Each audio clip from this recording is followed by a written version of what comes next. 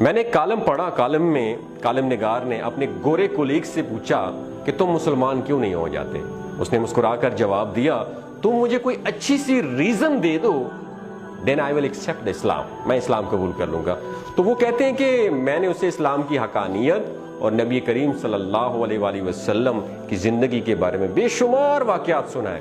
میں نے ان لوگوں کا حوالہ بھی دیا جو عیسائیت، یہودیت، بدھزم اور ہندو مت چھوڑ کر مسلمان ہو گئے تھے۔ میں نے اسے یہ بھی بتایا کہ تم مسلمان ہونے کے بعد سیدھا جنت میں جاؤ گے، اور بڑی توجہ سے وہ میری بات سنتا رہا۔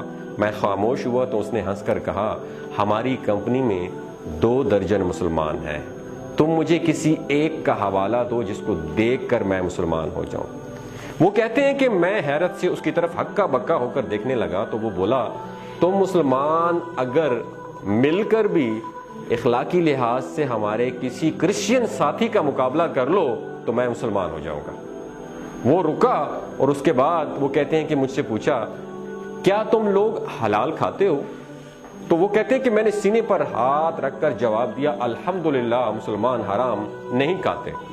اس نے کہکا لگایا اور بولا، تمہاری بات چکن کی حد تک تو درست ہے، لیکن جہاں تک کام سے محبت، کمپنی کے ساتھ وفاداری اور اعمال کا تعلق ہے، میں نے تم میں سے کسی کو حلال کھاتے نہیں دیکھا۔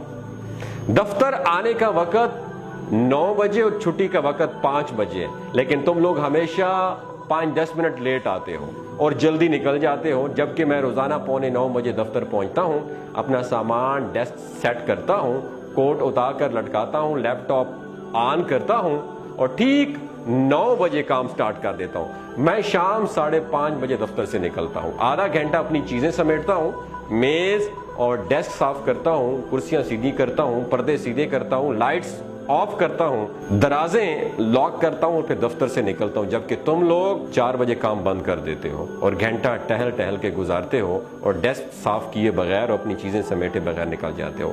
ہم یورپی لوگ اپنا باتھ روم خود صاف کرتے ہیں، کموڈ تک صاف کر کے باہر نکلتے ہیں، دفتر کی لائٹس بند کرتے ہیں، پودوں کو پانی دیتے ہیں، اپنی پلیٹیں اٹھا کر ریک میں رکھتے ہیں، جبکہ تم لوگ جھوٹے برتن میز پر چھوڑ کے چلے جاتے ہو، فلش تک نہیں کرتے، اور اگر کر جاؤ تو فرش گیلا کر دیتے ہو، سنک میں پاؤں دھوتے ہو اور پورے واش روم کا فرش گیلا کر دیتے ہو۔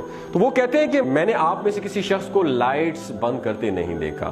آپ کے لوگوں کے ڈیسک پر پورا ایک میس ہوتا ہے، دسترخوان ہوتا ہے، کوئی چیز ترتیب سے نہیں ہوتی ہے۔ آپ لوگوں کے لباس پر بھی سلوٹیں ہوتی ہیں اور ہاتھ بھی گیلے ہوتے ہیں۔ آپ لوگ دوسروں کی طرف دیکھ کر مسکرانا بھی جرم سمجھتے ہو۔ کام لٹکانا آپ لوگوں کی عادت ہے اور کام کے دوران گپ لگانا آپ لوگوں کا مشغلہ ہے۔ آپ لوگ کھانا بھی نہایت بدتمیزی سے کھاتے ہو، منہ سے چپ چپ کی آوازیں نکلتی ہیں اور چائے بھی شڑپ شڑپ کر کے پیتے ہو۔ ہم یورپی لوگ کسی کی پیٹھ پیچھے باتیں نہیں کرتے جب تک کہ آپ لوگ سارا دن دوسروں کے نقص نکالتے رہتے ہو۔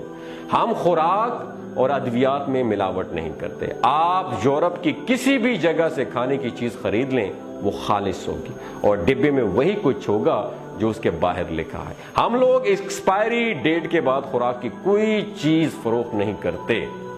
یورپ اور امریکہ میں ادویات میں ملاوٹ یا جعلی ہونے کا تصور بھی نہیں ہے، لیکن آپ کے معاشرے میں صدر ہو یا امام کعبہ، اسے خالص خوراک اور اصلی ادویات نہیں ملتی ہیں۔ وہ رکا اور پھر بولا کہ میں نے تم لوگوں کو کبھی پڑھتے ہوئے بھی نہیں دیکھا۔ تم لوگ روز مٹھائی اور چاکلیٹ خریدتے ہو، لیکن میں نے تمہیں کبھی کتاب خریدتے نہیں دیکھا۔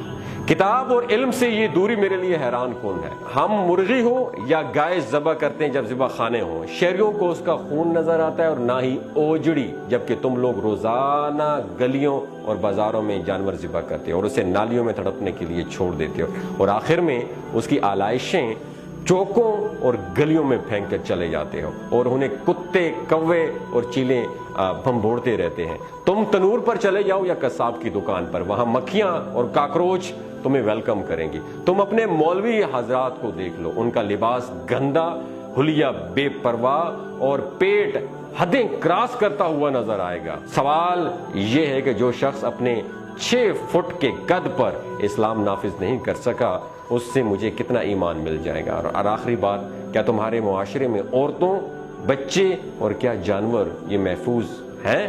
क्या मुसलमान मुल्क में 10% खवातीन भी बेखौफ होकर घरों से नहीं निकल सकती हैं? तुम लोग बच्चों पर तशद्दुद करते हो और जानवरों को भी पत्थर या डंडा मारना अपना फर्ज समझते हो।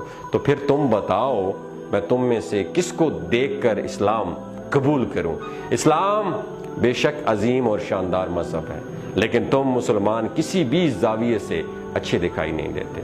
दुनिया की हर बीमारी, हर बुराई तुम लोगों में कूट कूट कर भरी हुई है। लिहाजा फिर मेरे जैसे लोग ये सोचने पर मजबूर हो जाते हैं, वो मजहब जो आज तक अपने मानने वालों को नहीं बदल सका, वो कालम निगार कहते हैं कि वो गोरे ने कहा कि मुझे कैसे बदलेगा।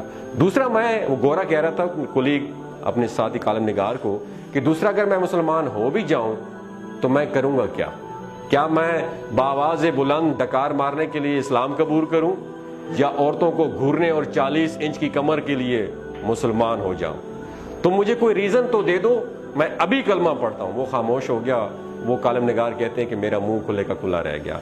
शेख फरीद साहब रुके, ये कालम निगार थे, उनका नाम था शेख फरीद साहब। रुके, फिर लंबी लंबी सांस लेकर बोले, मैं इस गोरे की बातों पर आज भी शर्मिंदा हूं और मैंने उसके बाद किसी गैर मुस्लिम को तबलीग नहीं की, और मैं ये मानता हूं कि मैं 84 साल की उम्र में खुद को मुसलमान नहीं बना सका, मैं इस्लाम के मयार पर पूरा नहीं उतर सका।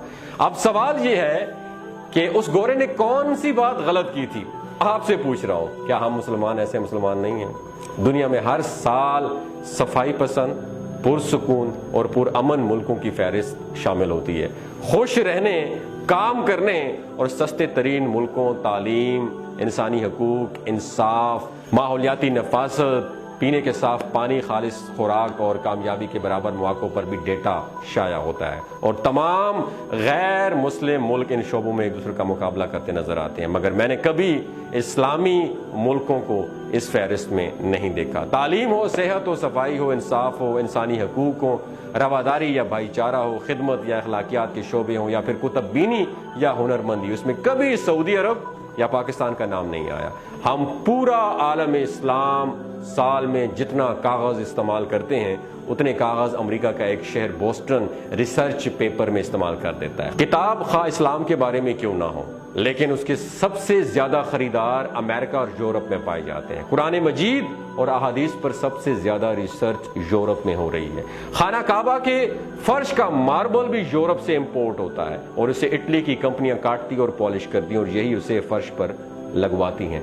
आलम इस्लाम की तमाम मसाजिद में अजान और तिलावत भी यहूदी कंपनियों के साउंड सिस्टम से नशर होती है, और हम सब लोग अद्वियात भी उन्हीं की इस्तेमाल करते हैं। लिहाजा फिर ये सवाल है कि अक़वाम आलम की गलियों में इस्लाम और मुसलमान है कहाँ? हमारा कंट्रीब्यूशन क्या है और कहाँ पे है?